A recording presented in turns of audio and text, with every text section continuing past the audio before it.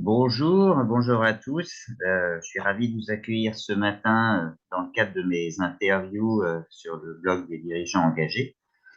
J'ai le plaisir aujourd'hui d'accueillir Sophie Leclerc, qui a fondé notamment Tribal, qui est une messagerie éco-responsable qui préserve l'humain et la planète. Donc, je vais vous expliquer tout ça. Sophie est une dirigeante qui a participé à la première convention des entreprises pour le climat. Et c'est aussi à ce titre-là que je l'invite en tant que personne interviewée sur ce blog pour qu'elle témoigne de son parcours et notamment ce qu'elle a pu mettre en place au niveau des feuilles de route génératives qui vont être d'ailleurs présentées la semaine prochaine, le 25 octobre 2022, euh, à l'ESCP dans le cadre des restitutions des 150 feuilles de route des premiers dirigeants qui ont suivi donc ce premier parcours de la Convention des entreprises pour le climat. Donc voilà, c'est tout ce qu'on va découvrir dans les minutes qui suivent, dans les 40 minutes qui suivent. Écoutez, je vais laisser la place à Sophie pour tout d'abord peut-être bonjour Sophie. Est-ce que Bonjour d'abord Denis. te présenter rapidement, toi, ton entreprise, et puis Ouais, la solution que tu offres au monde? ça marche. Bonjour Denis, merci de me recevoir et puis de réaliser cette petite interview. Je suis Sophie Leclerc, j'ai 42 ans depuis quelques jours à peine, 2 enfants, je vis à Rennes et je suis effectivement cofondatrice de Tribal, qui est une messagerie instantanée à la fois éthique et éco-responsable que l'on a fondée avec 2 associés, David et Samuel. Tribal, c'est, une messagerie qui se veut donc à la fois respectueuse, tu l'as dit, des individus, de leurs données personnelles, de la confidentialité de leurs informations, mais aussi respectueuse de, l'équilibre, on va dire, entre vie pro et vie perso. Et puis respectueuse de l'environnement, dans la mesure où Tribal, c'est une application qui est éco-conçue. Dès le démarrage du projet, on a vraiment eu cette réflexion, et cette mesure d'ailleurs de l'impact sur l'environnement, l'impact de nos usages numériques, l'impact de la communication, avec la volonté finalement de répondre à un besoin humain, assez essentiel qui est de se connecter les individus entre eux, mais pas n'importe comment.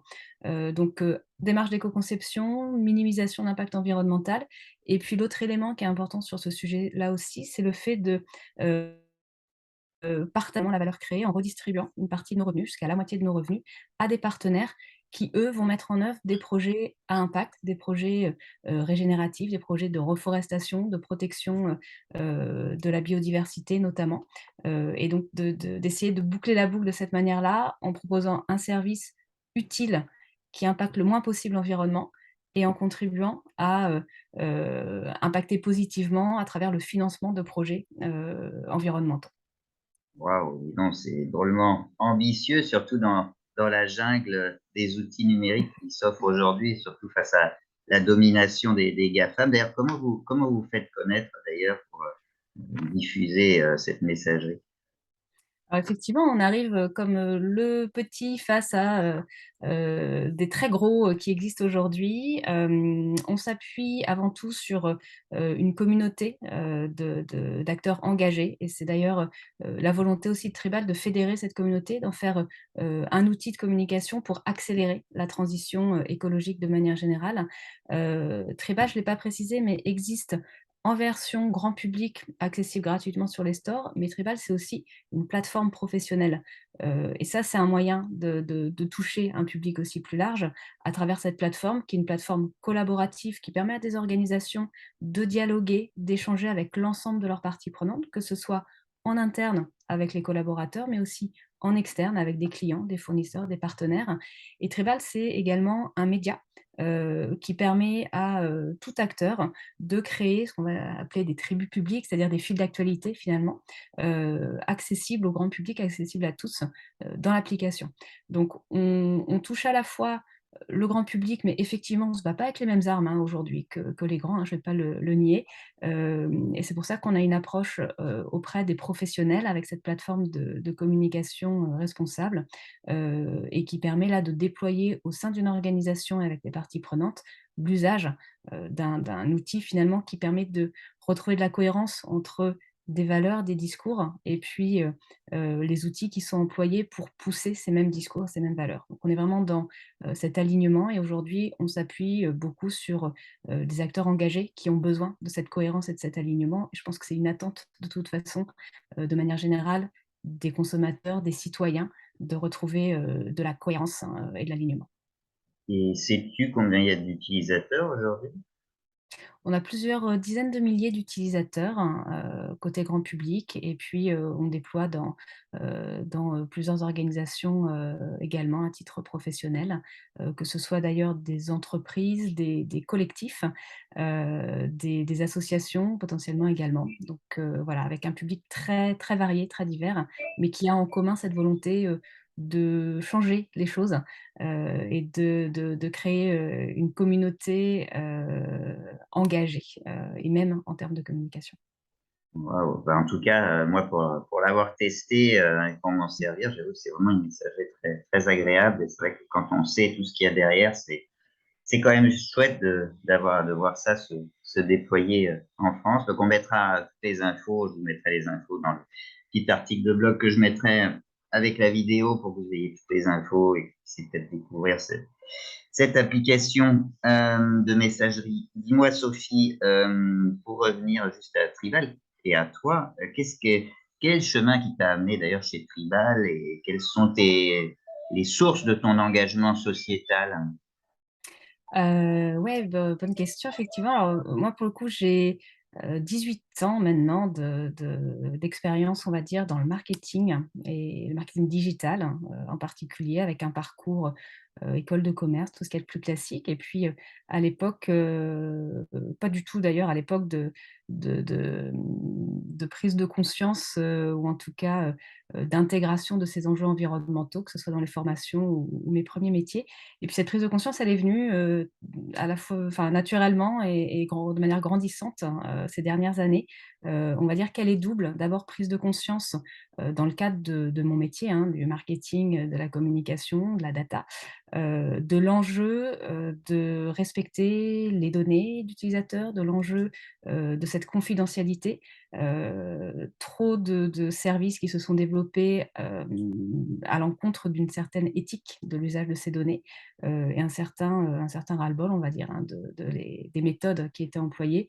Donc, voilà, volonté de proposer des alternatives plus éthiques, plus respectueuses, quand on voit l'impact des réseaux sociaux, notamment sur, énormément de personnes et dont les plus jeunes, en termes d'estime de soi, en termes de, tout ce qui est économie de l'attention et cetera. Donc, voilà, 1er pan là, en se disant: «C'est plus possible, il faut proposer des alternatives». Communiquer, ça a du sens, connecter les individus, ça a du sens, mais le faire au détriment, de la santé, mentale et psychologique de la plupart, parfois, ça, c'est plus possible. Et l'autre prise de conscience, c'est, évidemment l'urgence climatique et notamment le rôle et l'impact du numérique en termes d'environnement. On le sait, hein, le numérique, c'est 4 des émissions mondiales de gaz à effet de serre, hein, aujourd'hui, mais avec surtout une accélération qui est juste, gigantesque, un taux de croissance très, très fort de tous les impacts. On parle des gaz à effet de serre, mais c'est loin d'être le seul dans ce qui concerne le numérique. Il y a évidemment toutes les ressources aussi qui sont nécessaires à la fabrication de nos matériels. Quand on pense numérique, on a l'impression souvent d'être sur du dématérialisé, du virtuel, mais c'est absolument faux, hein. Pour pouvoir, s'envoyer des emails, des messages, communiquer, calculer, commercer et cetera, on a besoin d'ordinateur, on a besoin de smartphone. C'est 50 métaux différents dans un smartphone, par exemple. Enfin bref, il y a un gros sujet sur les ressources et un sujet également sur la fin de vie, puisque la fin de vie de tous ces matériels, n'est pas bien gérée du tout. On ne sait pas, recycler, en tout cas on recycle très peu. Donc prise de conscience de tout ça en se disant: «On ne peut plus, assumer finalement nos usages, de la même manière, hein, qui ne sont tout simplement pas soutenables et pas compatibles avec les limites planétaires». Pour autant communiquer, c'est utile, c'est nécessaire. On l'a tous, vécu, notamment, ces dernières années, notamment, en temps de confinement.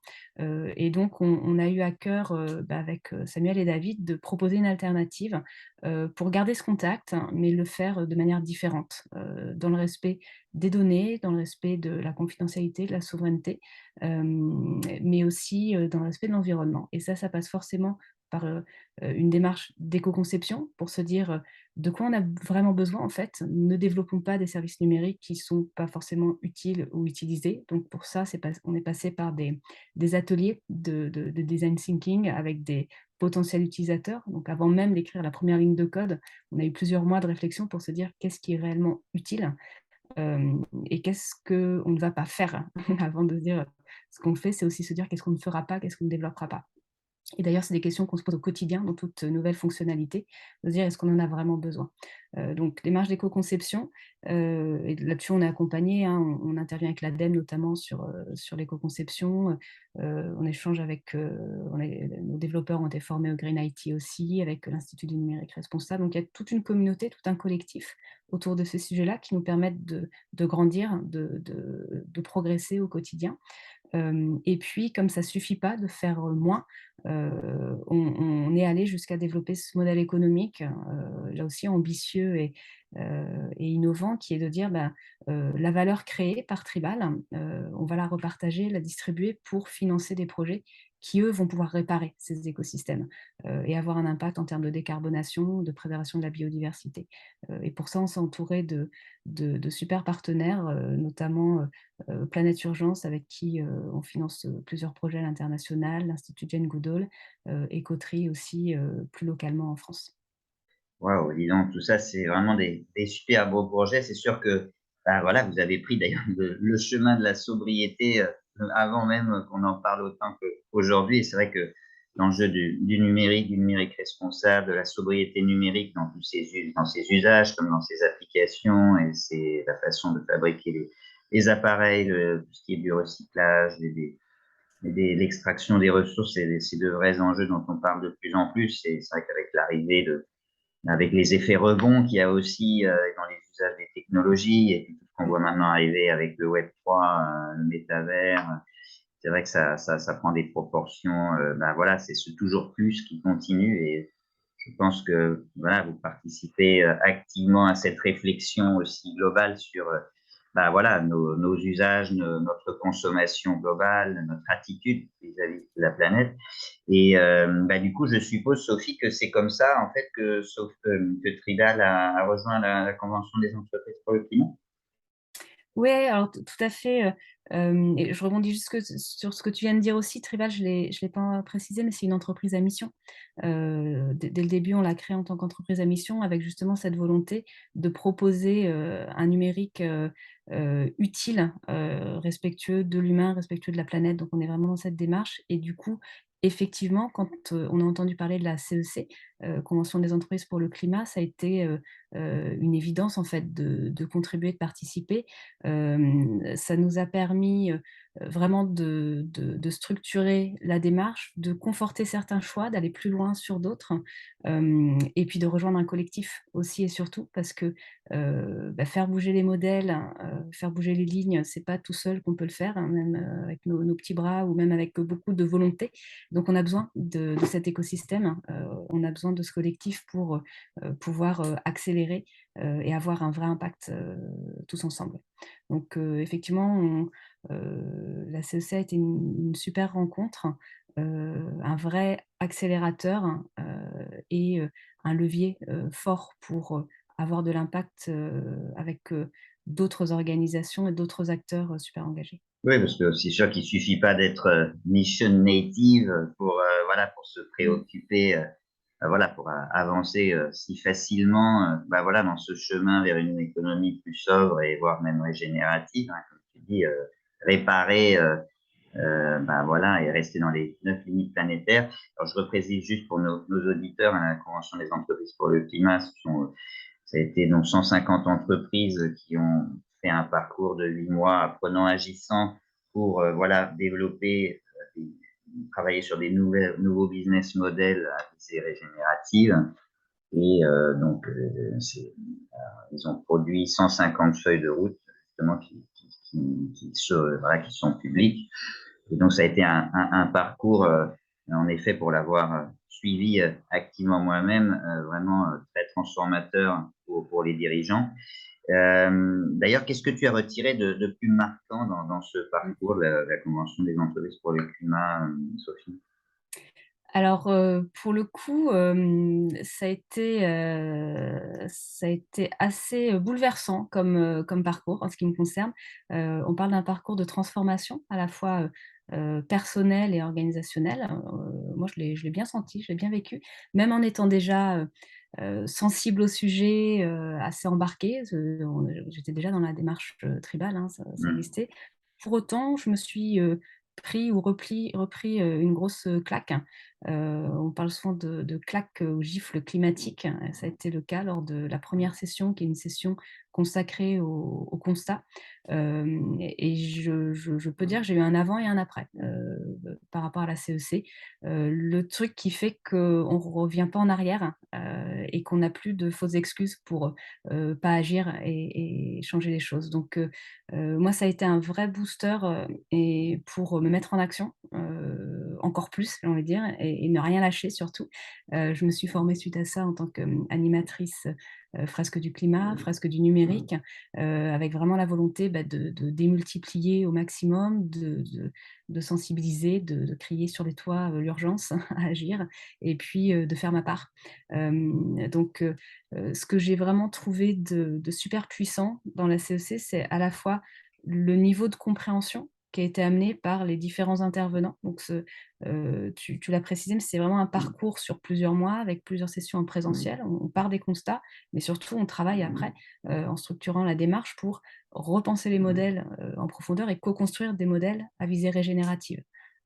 Donc l'ambition est forte, mais elle est, néanmoins absolument nécessaire. Et donc ça a été à la fois ces contenus, ce niveau d'information super, expert, scientifique et indéniable, qui fait qu'on arrive avec bah, voilà, le bon niveau de compréhension et la compréhension que, bah, le monde, pour ma part, ça a été de prise de conscience que le monde que j'ai vécu, que j'ai connu, enfant, mes propres enfants ne le connaîtront jamais, et que le sujet, c'est comment on leur permet d'accéder à un monde le plus vivable possible, ni plus ni moins.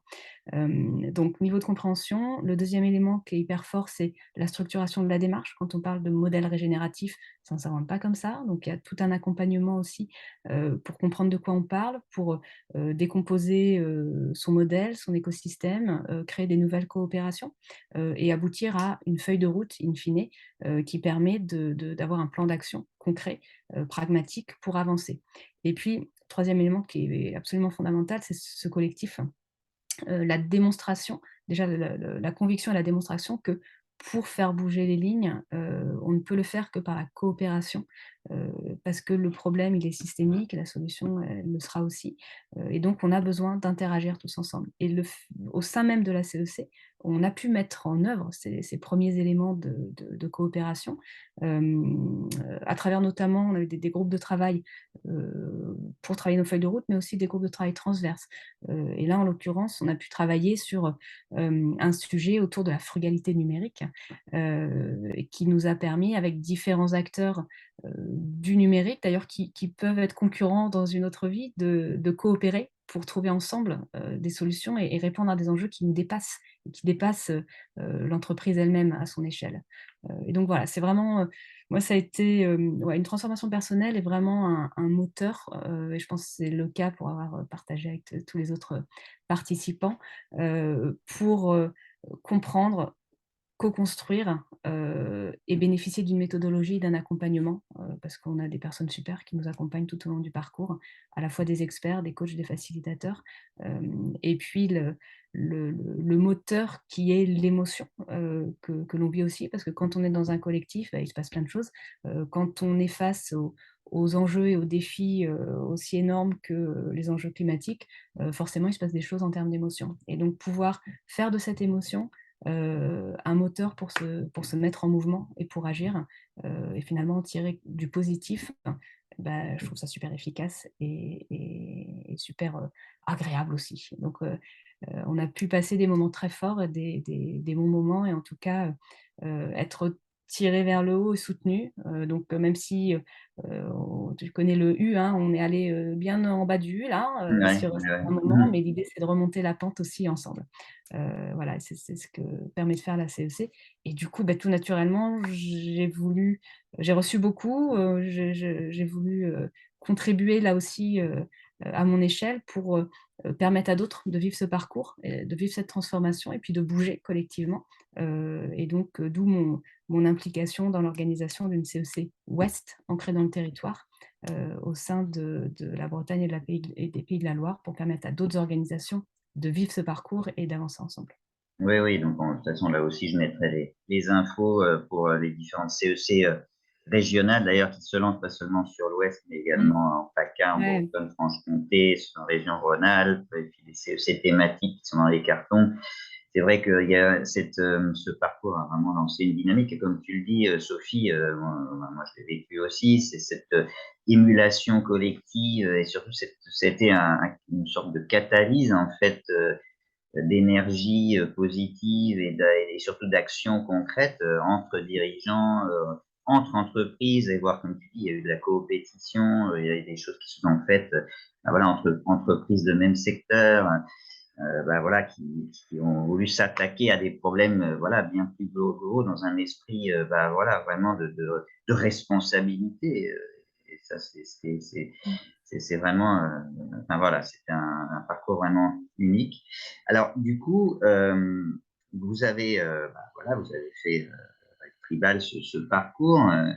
Et du coup, est-ce que Sophie, tu pourrais nous parler un peu bah, un peu de cette feuille de route que vous allez, enfin, sur laquelle vous avez travaillé, notamment, ben, commencer peut-être par votre question générative que vous avez pu formuler. Tu peux expliquer un peu ça?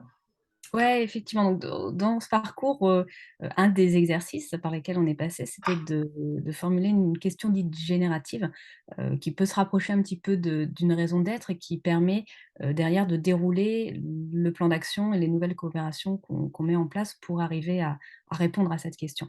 Donc nous, la question, elle était autour de, comment en fait connecter les individus entre eux, hein, qui est notre métier d'origine, mais tout en déployant un numérique à la fois, frugal, responsable, durable, qui s'inscrit dans les limites planétaires. Et donc avec cette volonté finalement d'aller au-delà d'un service de messagerie qui est super, mais qui en reste un produit, pour, transformer finalement les usages de manière générale. Donc, à une échelle beaucoup plus forte, de dire, on part de ce produit, de cette messagerie, mais l'ambition, la volonté de Tribal, c'est d'accompagner la transformation des usages, d'accélérer cette transformation. Et donc ça passe par, de l'information, de la sensibilisation, ça passe par le fait de fédérer ces acteurs du numérique responsable, ces acteurs du changement. Le fait de créer aussi une communauté autour de ces acteurs, pour mettre en relation, qui est notre, la finalité première d'une messagerie, c'est bien la mise en relation, mais en mettant en relation des acteurs du changement et des personnes engagées, voire, acharnées, comme on peut l'être, de faire bouger les choses, plus vite et de démontrer les vertus de cette coopération. On a aussi à travers, cette feuille de route, ancré finalement le fait d'avoir un modèle économique avec cette redistribution de nos revenus pour, financer des projets à impact. Ça, c'est quelque chose qui fait partie, de notre modèle et qui est dans le dur et qui est important pour, concrétiser cet impact positif aussi et se dire, bah, plus Tribal grandira finalement, plus on aura la capacité à contribuer pour, financer ces projets et donc pour, contribuer à la reforestation, contribuer à la préservation de la biodiversité. Et Et alors, du coup, puis, là, tu as votre question générative, tu peux nous la dire? ah ben voilà, ouais, c'était, je te la reprends. Comment, connecter les individus entre eux, tout en déployant un usage frugal, responsable et durable du numérique? D'accord, d'accord. Et alors, du coup, alors votre cap 2030, voilà, comment est-ce que vous allez vous y prendre, et quel business model un peu régénératif allez-vous suivre pour y arriver? Quels leviers allez-vous pouvoir utiliser? Quels indicateurs? Enfin, comment tout ça, ça va se mettre en place? Alors justement, pour C'est pas dépasser simple. le produit même, hein, la messagerie même, alors déjà, il faut qu'on soit super cohérent dans notre propre démarche, Mmh. et qu'on ait tu parles d'indicateurs, effectivement. Le premier élément, c'est mesurer, dire, où est-ce qu'on en est, nous, quand on parle, d'avoir un impact, d'améliorer ou même d'avoir un impact positif, c'est où est-ce qu'on en est. Donc, on a été plus loin que le bilan carbone, pour le coup, on a réalisé l'analyse du cycle de vie de Tribal, puisqu'on parlait tout à l'heure des impacts du numérique, avec notamment tout ce qui est matériel. L'analyse du cycle de vie, elle permet de mesurer notamment l'impact du matériel, et pas seulement de l'usage, de la consommation, d'énergie ou autre. Donc ça a été assez structurant dans la démarche, en faisant appel à différents experts qui nous aident et qui nous permettent de challenger aussi, en termes de mesures très concrètes, tel ou tel service, telle ou telle fonctionnalité, comment on peut encore, l'améliorer. Donc ça, c'est, 1er point de se dire, voilà où on en est et comment est-ce qu'on peut encore améliorer, proposer, de différents services, mais en améliorant encore, et en réduisant, cet impact et en le partageant. Parce que l'analyse du cycle de vie, il y a très peu de services numériques finalement qui ont réalisé ce type d'ACV. Donc on a, développé à cette occasion un calculateur, que l'on partage. Et il y a toute cette philosophie aussi de faire avancer la communauté de manière générale, à travers, le partage, l'open source pour dire: «Bah, voilà, on a fait tout ce travail, mais emparez-vous de ce calculateur, emparez-vous de tout ce qu'on a pu, apprendre pour que, d'autres services numériques, puissent aussi, mesurer leur impact et puis faire progresser, l'ensemble de la communauté sur ces sujets». Parce que finalement, sur le numérique et la mesure des impacts numériques, on en est encore au début, il y a encore beaucoup de choses à faire. On a des ordres, de grandeur, on a des idées, mais on a encore beaucoup de boulot. Donc voilà, il y a ce côté-là d'impact. Je parlais d'avoir, de sensibiliser, de former. On organise régulièrement ce qu'on appelle des rencontres tribales où, on rassemble, des acteurs autour d'ateliers type fresque du numérique. On intervient dans des écoles, dans des universités, dès le collège d'ailleurs, pour faire comprendre, et transformer, contribuer à transformer les usages. Et puis, Tribal, je le disais, mais c'est aussi un média. Donc on utilise, le média Tribal en tant qu'outil de communication pour justement diffuser, là aussi, des chiffres clés, des inspirations, des podcasts, des bonnes pratiques, pour que les utilisateurs de Tribal et au-delà, puissent, prendre conscience des impacts de leurs usages et les modifier. Parce que même quand on est conscient, c'est pas évident de connaître les bonnes pratiques, se dire que: «Par quoi je commence?» Donc ça, on contribue aussi à diffuser ces bonnes pratiques et être un support et un relais, au niveau en termes de communication. D'accord, et Heu par exemple, enfin, avec quels acteurs justement vous parlez, vous partagez justement ces outils que tu peux préciser?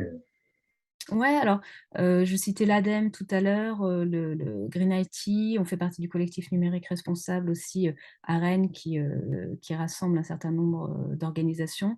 On a organisé il y a quelques semaines à peine, un meet-up sur l'éco-conception notamment. L'Institut du numérique responsable également. Alors dans la continuité du groupe de travail de frugalité numérique de la CEC, on a continué les échanges également avec, d'autres entreprises participantes. Tu citais le métaverse, hein, au hasard tout à l'heure, Mmh. heu, pour avancer collectivement sur, des mesures d'impact, par exemple, du métaverse et pouvoir arriver avec, des choses concrètes pour, débattre, on va dire, de ces sujets-là et en tout cas apporter heu, une voix différente, hein, par rapport à tout ce qui peut, un engouement potentiel sur le métaverse aujourd'hui et se poser les bonnes questions en fait, de utile ou futile, compatible avec les limites planétaires, oui, non, et nourrir ce débat et apporter des éléments concrets. Donc effectivement, ça passe par là, également. D'accord, d'accord, OK, et alors justement, comment vous avez alors cette feuille de route, voilà, comment est-ce que enfin, vous allez vous en emparer? Comment ça va se mettre en place concrètement? Comment enfin, tu peux expliquer un petit peu comment tu vois les choses? Ah bah, alors c'est déjà en place, à Ouais. travers les différents axes. Comme je te disais, ça a été vraiment un accélérateur et un changement d'échelle en quelque sorte. Sur la partie, sensibilisation, communication, médias, aujourd'hui, on s'appuie sur, je l'évoquais aussi, des acteurs engagés et c'est ce dont on a besoin pour pouvoir, accélérer et gagner en visibilité. Notamment, auprès des professionnels qui communiquent aujourd'hui sur, différents, médias, réseaux sociaux, email, newsletter et cetera, et à qui on propose une autre voie. Mmh. Une voie, de communication plus responsable avec, un accompagnement pour se dire, communiquer de manière responsable, c'est peut-être déjà communiquer différemment, moins, mais mieux, et quand on le faire sur des canaux qui incarnent ces mêmes valeurs, qui ont, une conscience, sociétale et écologique, et qui permettent, d'engager finalement les différentes communautés dans cette démarche de réduction de l'empreinte et de contribution. Donc voilà, en termes d'axe de travail, on avait vraiment ce côté, créer une communauté d'acteurs engagés, donc c'est ce qu'on fait à travers, Tribal et en rassemblant et en fédérant ces différents acteurs. En tant qu'entreprise à mission, d'ailleurs, ça fait partie de nos engagements de sensibiliser, d'informer et d'accompagner cette transformation des usages. Donc ça, on le fait aussi et on a accéléré, en utilisant, Tribal en tant que média et en fournissant des contenus et en ouvrant ce média à d'autres acteurs qui ont aussi des éléments et des ressources à apporter, pour, expliquer tout simplement, démontrer et puis apporter les bonnes pratiques. Donc ça, c'est un axe qu'on fait également et puis continuer, quand on parle d'écosystème, à co-construire en fait avec nos propres parties prenantes, qui sont nos utilisateurs d'une part et puis, donc dès le début, on a vraiment, organisé des ateliers avec des utilisateurs ou des clients potentiels pour se poser les bonnes questions et construire avec eux.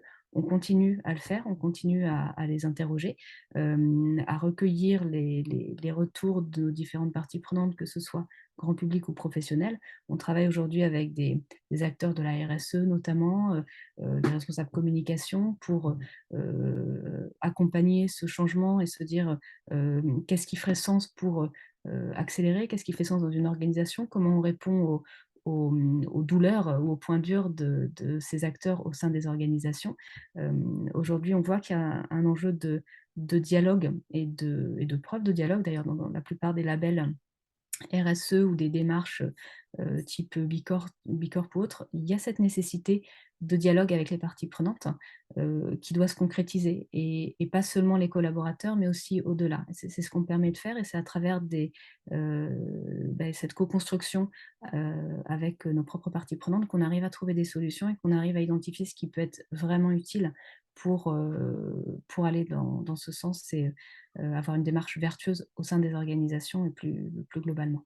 Oui, oui, comme tu dis, c'est, voilà, moi j'en parle en connaissance de cause, je prêche pour ma paroisse, hein. C'est la toute la difficulté de l'embarquement de tout un écosystème, voilà, de parties prenantes internes et externes et d'animer ce comité de parties prenantes, voilà, ça requiert du temps, un savoir, des stratégies. Et du coup, bah, voilà, on voit très clairement que vous avez, les mains dans le cambouis, c'est très clair.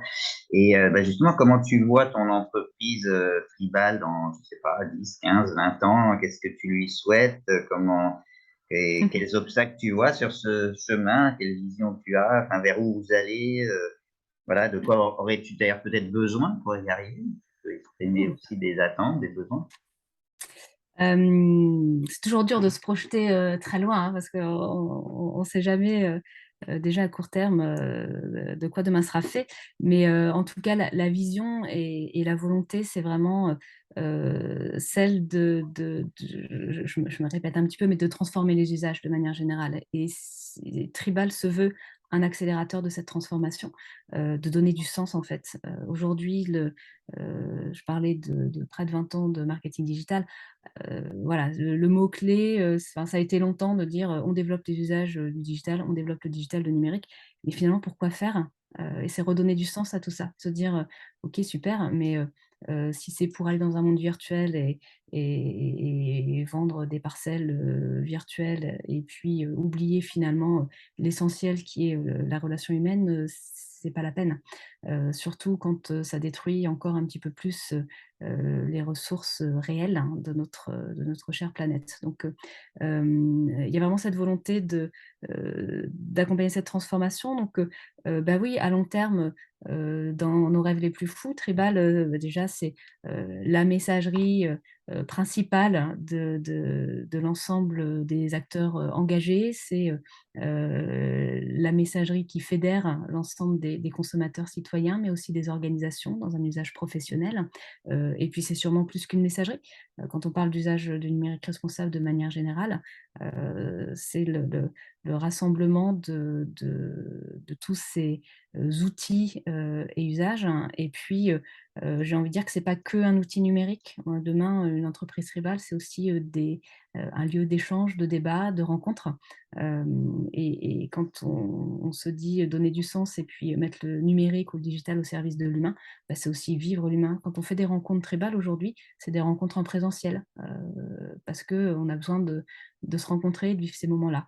Et il ne faut pas avoir peur de dénumériser ou de renoncer à certains usages du numérique. Heu et c'est pour ça aussi que, on est certes un outil numérique, mais avec cette conscience, que le le numérique, n'est pas la solution à tout, et qu'il faut certainement, aussi, ben, parfois, revenir en arrière sur certains éléments. Et puis, j'adorerais que du coup, Tribal soit l'outil qu'on utilise quand on en a vraiment besoin pour, communiquer à distance, mais qui permette aussi en fait de se faire se rencontrer dans la vraie vie, ces communautés et ces utilisateurs, parce que je reste persuadée que l'humain, a énormément encore à nous apporter et que le numérique peut malheureusement parfois dégrader ce type de relation. Donc voilà, si on peut inverser ça, ça me va très bien, et si Tribal peut y contribuer, bah, tant mieux. Bah, dis donc Sophie, je te remercie. C'est vraiment une belle conclusion parce que c'est vrai que quand on pense, numérique, bah, appeler à plus à un usage responsable, à une sobriété, et à voilà, même réduire les usages alors qu'on développe une messagerie, je trouve ça vraiment super et c'est d'ailleurs ce qu'ont fait beaucoup de dirigeants justement, à la CEC, c'est qu'ils ont questionné, ben, voilà, leurs activités et bah, voilà, il y a eu des renoncements, dans certaines entreprises à dire: «Non, ça, on continue pas». Voilà, donc c'est vrai que c'est des bascules qui sont vraiment, incroyables et qu'on a pu, accélérer. Écoute Sophie, je te remercie beaucoup. Je pense que le message que tu fais passer, va parler à beaucoup, et va aider à sensibiliser pas mal d'acteurs, et bah, écoute, on va tout faire pour, continuer à diffuser, ce message. Bah, écoute, je sais pas, est-ce que tu veux dire encore quelque chose pour, conclure, Eh peut-être? ben, merci à toi Denis, merci beaucoup.